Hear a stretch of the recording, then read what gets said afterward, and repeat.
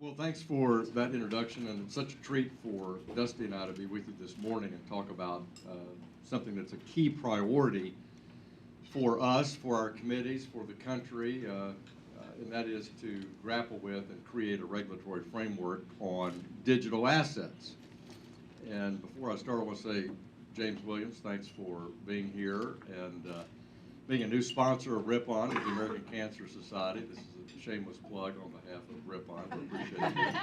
I love John Lewis. We had a very memorable time together expanding the National Historic Site at Little Rock Central High School together, and that was a great part of my early congressional career, so it's good to see you. Well, I want to say that Washington tends to make things dumb things down that are complicated, and sometimes take simple things and make them super complicated and ridiculous. So we've lost sort of the forest for some individual trees in this digital asset debate. Web3, distributed ledgers, blockchain, these are the future of the use of essentially what we think of as Web 1, which is the internet. And if we'd had the conversation in the 90s that we're having now, I don't know what our GDP would be right now. Because in 1996, the Congress did two things very important. They passed the Telecommunications Act, which gave you your cellular and digital and texting services competitively that you have today, combined with essentially the breakup of AT&T. And they gave you a little known resolution that Dusty is working on revising, which was former member and former chairman of the SEC, Chris Cox's resolution about the internet, which was barely spelled correctly in this resolution. And when you read the resolution, you're going, God, did they plug in a typewriter and type this? It is so old school. But what Congressman Cox was saying is, we're going to do no harm here.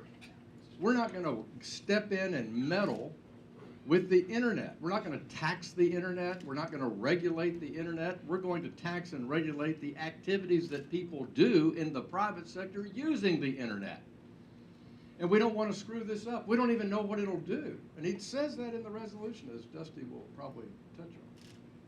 So point number one is, if you like Venmo, peer-to-peer transactions, and if you like the idea that you might do something directly, not through an intermediary, if you like the idea that you could schedule a contract to close and not have to do any more paperwork, including going to the title company and cutting a check or checking the boxes or signing your name in a transaction, a retail transaction like closing a home mortgage, then that's the future of what we're talking about.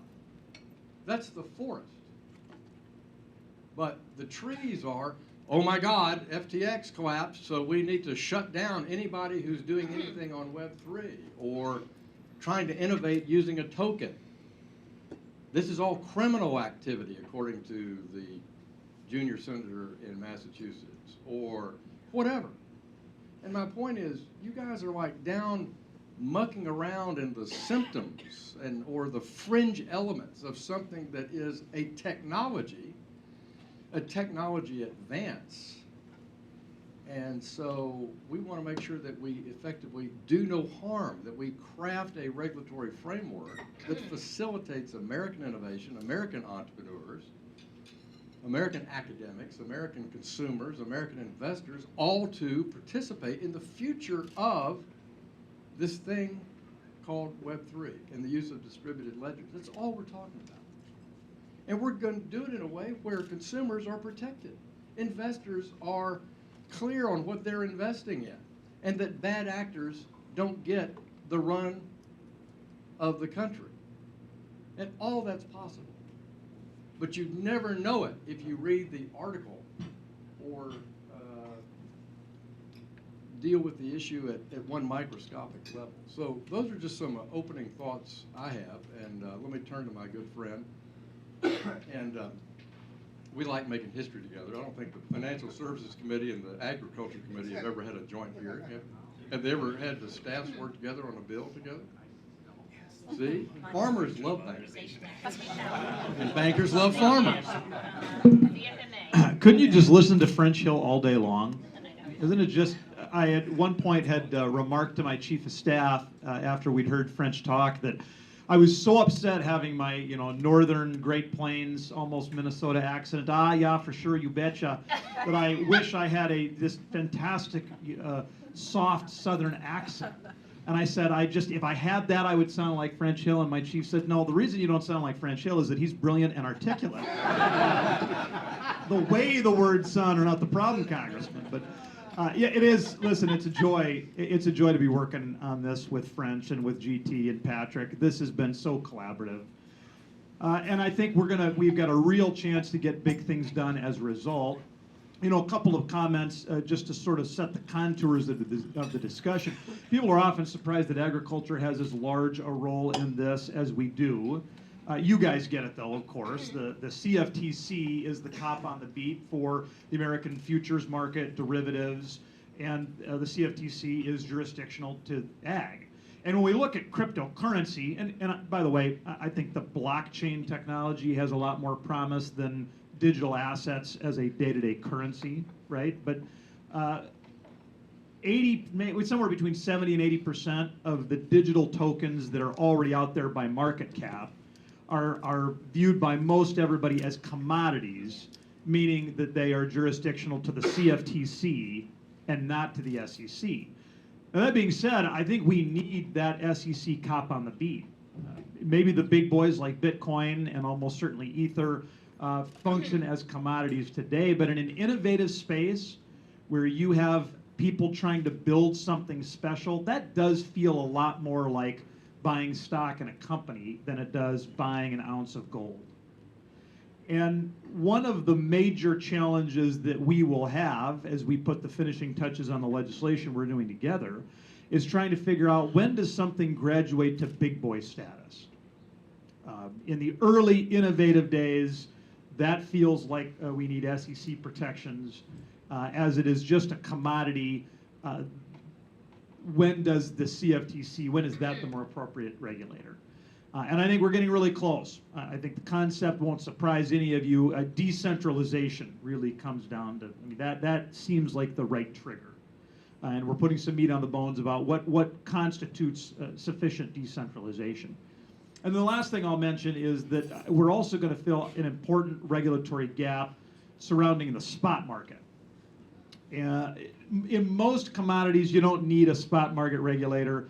If you want to go down to a retail store and buy an ounce of gold from the pawn shop, the CFTC doesn't regulate that. If you want to buy grain person to person, the CFTC doesn't regulate that. Now, they do have some enforcement ability over fraud and abuse, some of the sort of market distorting activities, but there's not regulatory authority. They don't set the rules of the road.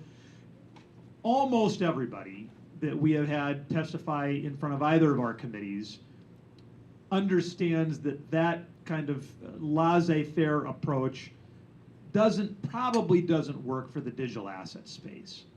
You can't have this, the P2P digital assets trading has so much impact on what the futures and derivatives markets look like that you can't really afford to just let the state attorney general or the county state's attorney do that work, right? And so I think we will have the CFTC be the cop on the beat for that spot market business. And by the way, the industry, what I just described, overwhelmingly the industry, the regulated, understands that what French and I have been talking about will make it more likely that they can invest here, make it more likely that they can innovate here, and make it more likely that America will regain its position as the primary home to a great blockchain technology development. So thanks for being here. Okay, great. Thank you. Back in the old days, when you used to have an administration that would lean into financial policy and actually lead, right? You have spent a year with a task force in your committee in the last Congress looking at these issues. You had a great hearing last week. Joint hearing with agriculture was unprecedented. You've got bipartisan interest in doing something. When it comes to actually getting the regulators to cooperate, in my experience, some of the most effective non-lobbyist lobbyists are the financial services regulators. So how do you feel about them buying into what you're trying to do and getting them to cooperate with what and lead and help you get this done? Yeah, it's such a good question. And, you know, this is also allows me to have an advertisement about how things used to be in Washington. We know we used to have the executive branch would propose, you know, serious legislation and then work with the Congress to dispose of it. And sometime, I don't know, in the last 25 years, they just stopped doing that. And so they would have a concept, famous, I guess, President Obama on Obamacare. I mean, is a classic example. This was a principal goal of his, but he never sent up legislation to do it. Just kind of some concepts, and so we got what we got, right? And so this is a little different. I think President Biden recognizes the importance of the digital assets arena and the lack of a framework, and so they put together a presidential working group on digital assets. I don't agree with, you know, everything that was written in their presidential working group output reports or the executive order, but the point is that they did demonstrate that they're interested in this arena. And we found that to be true last summer when Maxine Waters and Patrick McHenry began working on the first of several pieces of legislation here, which is a stable coins bill to actually put stable in stable coin. And the Treasury and the Federal Reserve were very cooperative there in providing technical assistance, and the other bank regulators. I would say, and Dusty can talk about the CFTC, we only have one regulator that's sort of out of step in this process right now, and that's the SEC. Gary Gensler prided himself during his confirmation hearings that he taught blockchain course at MIT. And then he has impressed all of us as he was sworn into office that he is the cop on the beat. Nothing happens without his careful touch and oversight. Well, $1 trillion of loss later and a bunch of lawsuits later, we don't have a lot of leadership out of the SEC. So we need that in order to be ultimately successful here, and we hope that the administration can bring Chairman Gensler into the fold on the need for a regulatory framework. Yes, Gensler is the biggest problem, but Commissioner Peirce, looks like Pierce, pronounced Peirce on the SEC, she's very reasonable. She's got more of a libertarian bent. I think she understands that we do want to create some space for innovation that a Gary Gensler regulatory regime would not. French is right, the CFTC, they're really squared away regulators. They really understand the concepts. They really understand their principles-based regime that they operate under and how that could well serve crypto. And they are, I think, quite effective when they come to the Hill and talk. And let me add one other point about what I mean. So if you taught blockchain and crypto at MIT and you've run the CFTC before, which Mr. Gensler has, and now you're the chairman of the SEC, and you say, just come in and register, which is what he says to people engaged in the digital asset space, no problem. We look forward to visiting with you. He could have done this entire framework on the security side of this equation that we're talking about by the use of exemptive relief in the SEC's existing powers. So you would craft how somebody would raise capital and then become decentralized and then be released from securities oversight, for example, or how to do custody on a wallet, all those kinds of issues in the weeds that we're talking about here, he could have done. But the issue is he hasn't. And what we have as our mantra from Chairman Thompson and Chairman McHenry is craft a regulatory framework that's fit for purpose and also relates directly to our existing analog, I'm going to say that instead of digital, regulatory framework. So use the same terms, use the same process, and just demonstrate the fit for purpose issue. Well, we raise capital, clearly that's a security under a Reg D private placement for a new digital assets project, but once that entity is decentralized, it's functioning on a distributed ledger with no control from a central authority, then it's deemed decentralized by the SEC, and those tokens now either trade over on a commodity market, or they may not even be considered commodities. They may just be things out there, tickets. So that's why I make this comment to Dwayne's question, is in my view, the SEC under Jay Clayton or under Gary Gensler, to be bipartisan, could have resolved a lot of these issues by use of exemptive relief. Those things. So bipartisanship can work. It has worked in the past on technology issues. It doesn't divide neatly along partisan lines. Would love to get more of your thoughts on who are you working with? How is this all going to come together? When are you thinking about not only unveiling legislation but moving it? Thanks. Yeah, great question, Ralph, and I think we ought to both address, and we can, in our jurisdictions on the bipartisan nature here in the House, and then also on a bicameral basis, what we're seeing. So in the Financial Services Committee, we have a tremendous Democratic interest in both the stablecoin bill and finding a landing place for that. And we have a lot of creativity and engagement in what Dusty and I are doing together, which is what we call the market structure bill, which is how do you raise money? How does the company become decentralized? How do you decide that it trades on a commodity exchange versus remaining under securities oversight? How is somebody have a digital asset in a wallet? How are they protected? How is it done by anti-money laundering and Bank Secrecy Act controls? How do you know that isn't being stolen from you? How do you know it's you? Pretty technical stuff in a digital world where you're supposedly doing it with fewer intermediaries. So it's big work. But we have strong, I'm not going to name them, but we have a lot of strong bipartisan, strong Democratic interest in this work. And of course, you've got a major Democratic, a blue state, deeply in the middle of this, and that's New York, which has the first BIT license and a very informed, involved financial services banking commissioner in New York. So that's been helpful, I think, to the process.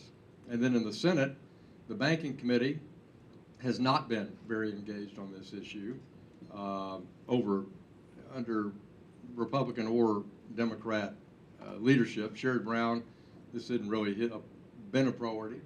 But the collapse of FTX, I think, has reinvigorated that, plus Senator Warren that I referenced a few minutes ago. Senator Warren is in the camp that this is all criminal activity and should be shut down. And so her bill that she's introduced is a lot about AML BSA compliance in this arena.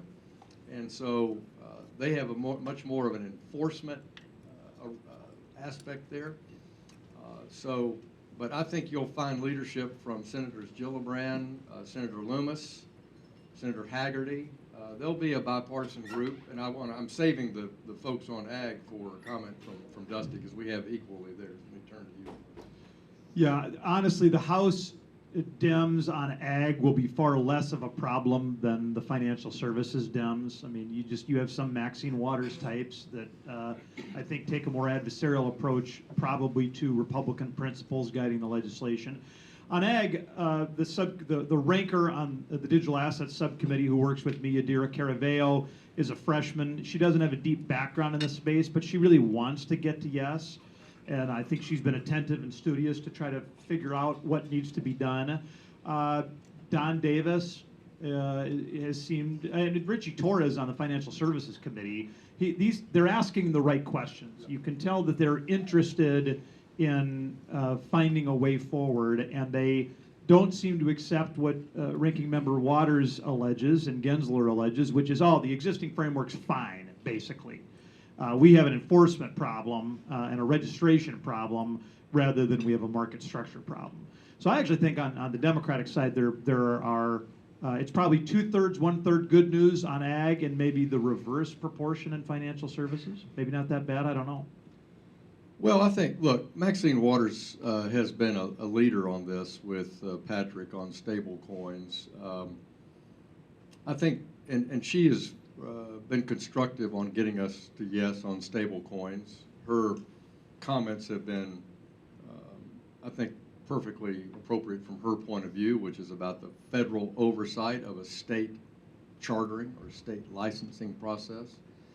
But I think that's an area around which there are no surprises and transparency, and we'll just have to negotiate a settlement there. But on market structure, I agree with your characteristic that she and some of her members are much more concerned about that on a conceptual basis, and they are taking, I would say, generally publicly, they're taking the position of Chairman Gensler on that. But talk about a little bit over in Senate, Ag, what you're seeing there. I mean, I think Bozeman he'll haul a lot of water on that side, and I think he's known, and of course on the Republican side, right? He's great, but Stabenow will be involved too, and frankly, nothing's going to move on their side without both of them working together, and they've worked together in the past. Yeah, I think they've done some work together in this arena. So unlike the Senate Banking Committee, I think the Senate Ag Committee is prepared to engage here, and they are very, very grateful for G.T. Thompson and Patrick McHenry's collaborative leadership here. It'll make their job more straightforward. Okay. Well, I'm going to take the last question because there's an elephant in the room, and that is a big piece of legislation, the debt limit. What's going to happen with this, gentlemen? Go ahead. Yesterday was a very good day. There weren't any breakthroughs other than structure. I think having Shalonda and Ricchetti be Biden's people is exceptionally good news. I think having Garrett Graves and Britton be McCarthy's people is exceptionally good news. And then, frankly, more important than all of that is kicking Schumer out of the room. It was really important for the president to do that. Schumer has been nothing more than an intransigent blocker of progress. I think he really thinks he can jam us, and I think it shows how little Chuck Schumer understands the Republican House. We've been remarkably united, but listen, there are some more colorful elements of the conference that simply will not in any way ever be pushed around by this White House. They, and frankly, I would put myself among their number in this regard. Inaction is not a strategy for dealing with a $32 trillion debt. And I think Chuck Schumer is beginning to understand the resilience and the resoluteness of the House Republicans, and more importantly, the president does. Kicking Schumer out of the room was a big deal. Agree completely. I think that's the most important. I think Joe Biden has taken his lead from Chuck Schumer, and the majority leader in the Senate's wrong in this case. He's fighting yesterday's war, and he's got the Democratic president, and he's got a split Senate with no votes, and he's got no 60 votes. So he's way overplayed his hand, and he's convinced, I think, the Biden administration early on that McCarthy couldn't get it done, and McCarthy has a very time-tested strategy. And Kevin McCarthy is a much better, much more effective, will be much more successful speaker because he went those 15 rounds the first week of January. That process seared a bonding nature inside our conference like I've never seen. The openness, the honesty, the engagement, the daily involvement of everybody from all sides of our membership. And Dusty is right in the heart of it because he leads one of our major internal caucus that the speaker meets with on a regular basis and does a magnificent job. So I think kicking Schumer out's number one goal, narrowing the group, not broadening it. Schumer went to the meeting yesterday asking to include all voices, and they did the exact opposite. The president agreed that we would go narrow, not broad. Number two, the president demonstrated his importance to this topic and significance by canceling his trip to Australia and Papua New Guinea, and so he'll go to Tokyo, to Hiroshima for the summit and then come back. And basically he's saying, when I come back, I'm paraphrasing, let's have a deal, and that's where Kevin McCarthy is. So I think we've got Schumer out of the room, we got the right negotiators, we got a narrow focus, we got the president demonstrating his commitment, I think, by canceling part of his travel. And so let's keep our fingers crossed. French is exactly right about these relationships being seared. If you would have told me a year ago that I'd be talking every day to Scott Perry and be happy about it, I would have not believed it.